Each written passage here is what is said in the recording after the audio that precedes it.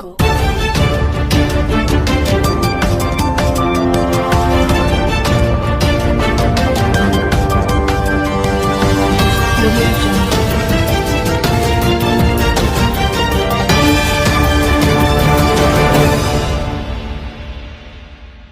నారా లోకేష్ అభినందనీయుడు కానీ రిజర్వేషన్స్ కు సంబంధించి కూటమి పార్టీలు లేఖలు ఇచ్చాయా? 24 గంటల్లోగా స్పష్టత ఇవ్వాలని తెలుగు శక్తి అధ్యక్షులు BV Ram demand.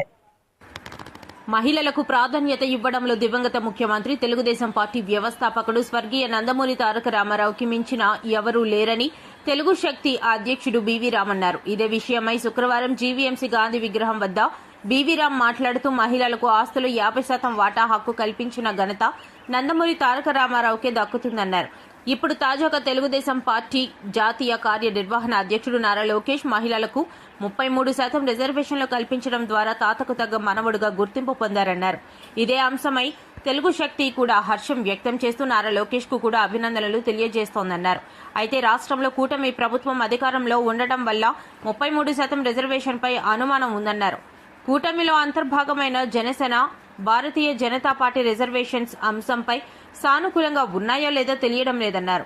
Janasena party అధ్యక్షులు పవన్ కళ్యాణ్, భారతీయ జనతా పార్టీ ఆంధ్రప్రదేశ్ అధ్యక్షులు పివి మాధవ్ లేఖలు ఇచ్చారో లేదో స్పష్టత లేదన్నారు. ఒకవేళ రిజర్వేషన్స్ పై ఆ రెండు పార్టీలు లేఖ ఇచ్చినట్లయితే ఆ విషయాన్ని ప్రకటించాల్సి ఉందన్నారు. లేదా మంత్రి లోకేష్ అయినా ప్రకటన చేయాలన్నారు. 33% రిజర్వేషన్లకు సంబంధించి కొందరు మహిళలు తనకు ఫోన్ చేసి రిజర్వేషన్లు సాధ్యమయ్యే పనేనా అని ప్రశ్నించారని అన్నారు. అందరికీ నా ఉదయపూర్ నమస్కారాలు. ఈరోజు గాంధీ గారికి దండి వేయటానికి ముఖ్య కారణం గాంధీ గారు ఏదైతే చెప్పారో చెడు వినకు, చెడు చూడకు, చెడు మాట్లాడకని. అలాగే అర్ధరాత్రి మహిళ ఎప్పుడైతే నడి రోడ్లో నడుస్తుందో భయం లేకుండా అదే నిజమైన స్వతంత్రం అని చెప్పడం జరిగింది. ఈరోజు నేను ఒకటే చెప్తున్నా, లోకేష్ గారు ఏదైతే మొన్న తెలుగుదేశం పార్టీ జాతీయ వర్కింగ్ ప్రెసిడెంట్గా 33% మహిళా బిల్లు ఏదైతే వేస్తారన్నారో దాన్ని తెలుగు శక్తి స్వాగతిస్తున్నాం. కానీ మిస్టర్ లోకేష్, మీరు ఈ మాట రేపు 2029 ఎలక్షన్లో కేంద్రం ఇవ్వకపోయినా సరే మేము ఇంప్లిమెంట్ చేస్తామని చెప్పడం జరిగింది. మీరు అని నేను మిమ్మల్ని సూటిగా ప్రశ్నిస్తున్నాను. ఎందుకంటే మీది వైఎస్ఆర్సీపీ లాగా మీది సింగిల్ పార్టీ కాదు, మీరు కూటమి ప్రభుత్వం. అంటే జనసేన, బీజేపీ, తెలుగుదేశం పార్టీ ముగ్గురు కలిసి మీరు 15 సంవత్సరాల పాటు మేము కూటమిగా ఉంటామని చెప్పారు. మరి ఈవేళ మీ మిత్రపక్షాలైన జనసేన అధినేత పవన్ కళ్యాణ్ మీకేమైనా లెటర్ ఇచ్చారో అడుగుతున్నాను. ఏది 30% యాక్సెప్ట్ చేస్తాను. అలాగే బీజేపీ స్టేట్ ప్రెసిడెంట్ మాధవ్ గారు ఏమైనా లెటర్ ఇచ్చారో అడుగుతున్నాను. ఎందుకంటే ఇచ్చినట్లయితే జనాల్లో అనుమానం కలుగుతుంది. ఇది మీ సొంత నిర్ణయమా లేకపోతే కూటమి 3 పార్టీలు తీసుకున్న నిర్ణయమా జనాలు తెలియాలని చెప్పి తెలుగు శక్తి లోకేష్ని మనవి చేసుకుంటున్నాం. ఎందుకంటే 20 గంటలు టైం ఇస్తాను. ఇప్పుడు టైం 11 అయింది. రేపు 11 గంటల లోపల లోకేష్ గారు జనసేన పార్టీ, బీజేపీ ఇచ్చిన లెటర్స్ని ప్రొడ్యూస్ చేయాలి. ఆర్ జనసేన అధినేత పవన్ కళ్యాణ్తో కానీ బీజేపీ రాష్ట్ర అధ్యక్షుడు మాధవ్తో కానీ చెప్పించాలి. ఏమని, మేము 33%కి మేము ఆమోదిస్తున్నాం అని చెప్పి మీరు చెప్పించాలి.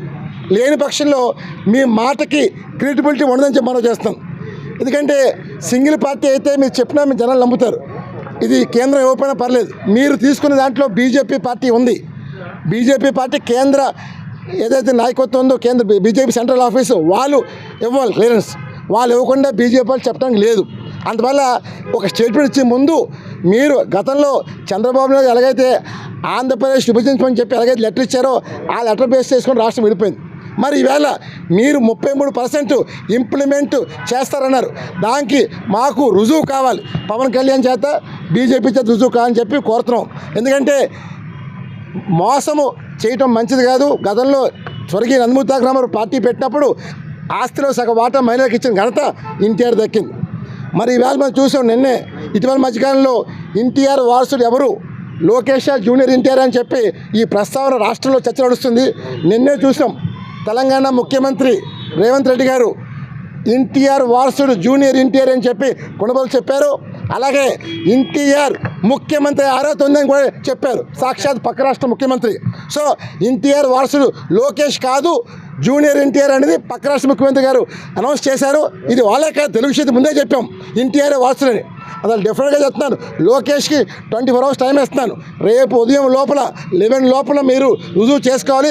చేసుకోకపోతే మాత్రం మీరు చెప్పింది ఒక అబద్ధమని ప్రజలు మీరు రాజకీయ సమాధి చేసుకుంటారని చెప్పి తెలిసి మనం చేస్తాం. జై హింద్.